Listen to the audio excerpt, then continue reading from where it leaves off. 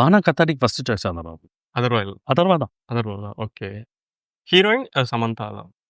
ஆமா. ஃபர்ஸ்ட்டு நான் பானாக்கு முன்னாடி வேற ஒரு கதை பண்ணதா இருந்துச்சு. அதுக்கும் அதர்வா தான் ஹீரோ இருந்தாங்க. அதுக்கு ஆக்சுவலா நான் ஷார்ட் லிஸ்ட் பண்ணி வச்சிருந்தது யாமி கௌதம்னு இப்போ ரொம்ப ஃபேமஸ். ஆமாமா. யாமி கௌதம் அப்போ படம் எதுவும் நடிக்கல. இப்போ பாம்பேல போயிட்டு ஸ்க்ரீன் டெஸ்ட் ஆட்ஸ் பண்ணி எல்லாம் பண்ணிக்கிட்டு இருந்தாங்கன்னு நினைக்கிறேன். அங்க வந்து ஒரு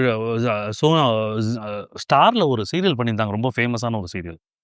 இப்போ யாமி கௌதம தான் லாக் பண்ணி வச்சிருந்தோம். பட் சினிமால நெறைய மாற்றங்கள். அப்புறம் சாம் உள்ள வந்தாங்க. சாம் வந்து no history. Sam is Samantha summary. Hating history. ஆமாமா. பட் ஒரு விஷயம் இன்னைக்கு வந்து எனக்கு அன்னைக்கே தெரியும் அப்படின்னு சொன்னா டேய் அப்படின்னு சொல்லுவோம். பட் ஒரு விஷயம் நல்லா தெரிஞ்சுச்சு. நான்லாம் வந்து என்ன படமா இருந்தாலும் ஃபர்ஸ்ட் டே ஃபர்ஸ்ட் ஷோ பார்க்குற கேரக்டர். பார்த்தா எந்த படம் ரிலீஸ் ஆச்சு நல்ல படம் கெட்ட படம் பற்றிலாம் அவனுக்கு கவலையே கிடையாது. ஃபர்ஸ்ட் டே ஃபர்ஸ்ட் காலையில் பார்த்தோன்னா சத்யம் தேட்டரில் சமந்தா இருப்பா. வெறித்தனமான ஒரு ஷீஸ் அ சினிமா ஃபேன்.